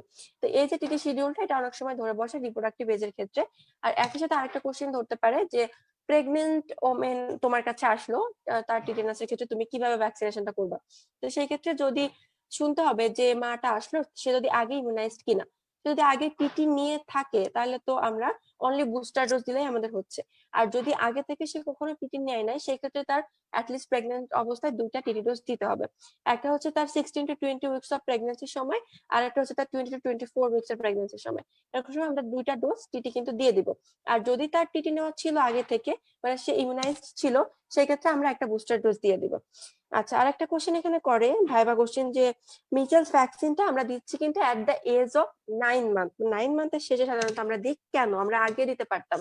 বাকি সব ইপিআই শিডিউলের সবগুলা কিন্তু হয় আমরা বাড়তে দিচ্ছি আফটার বার্থ, অথবা আমরা 6 উইক থেকে শুরু করতেছি, তাহলে এটা কেন 9 মান্থ বা এত পরে আমরা শুরু করলাম। সেটা হচ্ছে মিজেলস ভ্যাকসিনটা যদি কোনো মায়ের নেওয়া থাকে তার বডির যে ইমিউনিটি সৃষ্টি হয় আর কি, ইমিউনোগ্লোবিন যেটা বলো, ওইটা হচ্ছে মা থেকে বাচ্চার কাছে চলে আসে। তো বাচ্চার কাছে আসলে বাচ্চার বডিতে ওই মায়ের বডি থেকে আসা ইমিউনোগ্লোবিন কিছুটা থাকে। এখন যদি আমরা মিজেলস ভ্যাকসিন দিই তাহলে এই যে আমরা ভ্যাকসিনের যে অ্যান্টিজেনটা দিলাম এইটা এবং মায়ের বডি থেকে যে অ্যান্টিবডিটা আসলো এই দুটার মাঝে ইন্টারফেয়ার করতে পারে, মানে এটা থেকে ইমিউনিটি ডেভেলপমেন্টে ইন্টারফেয়ার হতে পারে। এই জন্য আমরা এই যে 9 মান্থ শেষ হলে তারপরে আমরা মিজেলস ভ্যাকসিনটা দিচ্ছি। মিজেলস রুবেলা এমআর যেটা ওইটাও, এবং মিজেলস আলাদাভাবে যেটা দেওয়া হয় এটাও, সবগুলো আমরা 9th মান্থের শেষে একটা দিই, 15 মান্থের শেষে একটা দিই। তো এটা হচ্ছে কারণ যে কেন আমরা 9 মান্থের শেষে দিব। তো আপাতত আমরা শেষের দিকে চলে আসছি, মোটামুটি আজকে টপিক শেষ। এখন যদি কোনো কোশ্চেন থাকে তুমি বলো, তাহলে আমরা শেষ করে দিব আপু, সেটা বলে। জি আপু, ইপিআই প্লাস আর এনআইডিটা একটু বলেন আপু। আচ্ছা, ইপিআই প্লাসটা হচ্ছে যে ইপিআই যেটা আমরা বললাম এক্সপ্যান্ডেড প্রোগ্রাম অন ইমিউনাইজেশন, এটা তো আমাদের বিভিন্ন সার্ভিসটা হচ্ছে বিভিন্ন জায়গা থেকে দেওয়া হয়। মনে করো আমাদের বিভিন্ন হসপিটাল থেকে বা আমাদের বিভিন্ন স্কুলে যে তোমার ভ্যাকসিনেশনটা যেমন করা হয়, তো এরকম আরো কিছু তোমার হচ্ছে জিনিস দেওয়া হয়, যেটা হচ্ছে তোমার ইপিআই প্লাস বলতেছি। যখন একটা স্পেশাল প্রোগ্রামে এই যে ভ্যাকসিনেশনের পাশাপাশি আরো কিছু সার্ভিস দেওয়া হবে, তখন সেটাকে আমরা শুধু ইপিআই না বলে বলবো ইপিআই প্লাস। যেমন হচ্ছে তোমার ভিটামিন এ ক্যাপসুল যেটা, ওইটা দেওয়া হলো, ডিওয়ার্মিং প্রোগ্রাম যেটা, এটা করা হলো। তারপর হচ্ছে সেক্স এডুকেশন দেওয়া হলো, ব্রেস্ট ফিডিং এ অ্যাডভাইস করা হলো, তারপরে ফ্যামিলি প্ল্যানিং এ অ্যাডভাইস দেওয়া হলো। তাহলে দেখো ইপিআই এর সাথে কিন্তু আমরা আরো অনেকগুলা জিনিস এখানে দিচ্ছি, এটাকে আমরা বলতেছি ইপিআই প্লাস। আর এনআইডি যেটা ন্যাশনাল ইমিউনাইজেশন ডে, এটা কিছুই না, এটা আসলে হচ্ছে আমরা যখন মানে কোনো একটা বাচ্চা তার আগে ভ্যাকসিনেশন করা হয়েছে কি না হয়েছে এই স্ট্যাটাসটা না দেখে সারা দেশব্যাপী একটা ইমিউনাইজেশন ডে পালন করবো, যে সবাইকে আমরা ওপিভি খাওয়াবো এবং একই সাথে ভিটামিন এ ক্যাপসুলও দেওয়া হয়ে থাকে। তো এই যে তোমার 4 থেকে 6 সপ্তাহ পরে এরকম 2টা দিন সারা বাংলাদেশের সবাইকে আমরা কি করতেছি, সব বাচ্চাকে ওপিভি খাওয়াচ্ছি এবং হচ্ছে ভিটামিন এ ক্যাপসুলটাও সাথে দিচ্ছি। এই যে ডে পালন করতেছি এটার কারণে বলতেছি ন্যাশনাল ইমিউনাইজেশন ডে, যেখানে হচ্ছে তোমার 14th এনআইডি থেকে তোমার হচ্ছে এই যে তোমার ভিটামিন এ ক্যাপসুল এবং ডিওয়ার্মিং ট্যাবলেটটা দেওয়া হয়েছে, যে সবাইকে আমরা 5 বছরের সব ছোট বাচ্চাগুলোকে আমরা ওপিভি দিব, এবং যারা হচ্ছে 1 থেকে 5 বছর সেই ক্ষেত্রে আমরা তাদেরকে ভিটামিন এ ক্যাপসুল দিব, এবং 2 থেকে 5 বছর তাদেরকে আমরা ডিওয়ার্মিং ট্যাবলেট দিব, মানে অ্যান্টি হেলমিনথিক ট্যাবলেট দিব। এই যে আমরা 2 দিনে এইভাবে কাজটা করতেছি, এটাকে আমরা বলতেছি ন্যাশনাল ইমিউনাইজেশন ডে। আর একটা জিনিস হচ্ছে একটু বলি, ইপিআই শিডিউলে নিয়ে একটা কোশ্চেন কিন্তু অনেক সময় ধরে বসে যে what are the live vaccine present in EPI schedule. এটা হচ্ছে ভাইবা কোশ্চেন যে আমাদের ইপিআই শিডিউলের অনেকগুলো ভ্যাকসিন রয়েছে, তার মধ্যে কোনটা কোনটা লাইভ ভ্যাকসিন। সেক্ষেত্রে হচ্ছে আমরা বলবো বিসিজি, মিজলস এন্ড পোলিও, এই তিনটা হচ্ছে আমাদের ওরাল পোলিও যেটা, এটা হচ্ছে আমাদের লাইভ ভ্যাকসিন। তো এই তিনটার নাম বলে মোটামুটি হবে, আশা করি আমরা মোটামুটি শেষ করছি। টপিকটা অনেক বড় ছিল, জানি না কতটুকু হয়েছে, তবে মোটামুটি এই টপিকস গুলো পড়লেই হবে ইনশাল্লাহ। অসংখ্য ধন্যবাদ আপু, আপনাকে এতক্ষণ ধৈর্য ধরে আমাদের জন্য এত কষ্ট করে প্রেজেন্টেশন রেডি করে আবার সুন্দর করে সহজ করে বুঝিয়ে দেওয়ার জন্য অনেক ধন্যবাদ আপু। এবং তোমারও ধন্যবাদ অনেক, আজ তোমরা যার সাথে ছিলা বা দেখছো, তোমাদের মূল্যবান সময় থেকে তোমরা কষ্ট করে একটু দেখছো, একটু যদি উপকার হয় সেটার জন্য আমি কৃতজ্ঞ থাকবো। আর মোটামুটি আমাদের অনেক বেঁচে গেছে, শেষ করি তাহলে আমরা আজকে। জি আপু, ঠিক আছে, সবাই ভালো থাকবেন, সুস্থ থাকবেন। আসসালামু আলাইকুম। আসসালামু আলাইকুম সবাইকে।